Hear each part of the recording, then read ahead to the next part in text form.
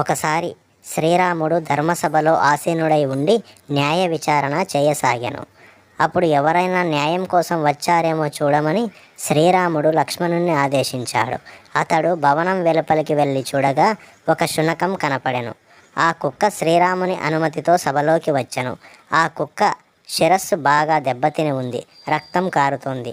శ్రీరాముడు, నీవు వచ్చిన పనిని యథేచ్ఛగా తెలుపుము అని అనగా, ఆ కుక్క, ఒక బ్రాహ్మణుడైన భిక్షువు నా తప్పు లేకున్నను అతడు నా తలపై కొట్టెను అని చెప్పింది.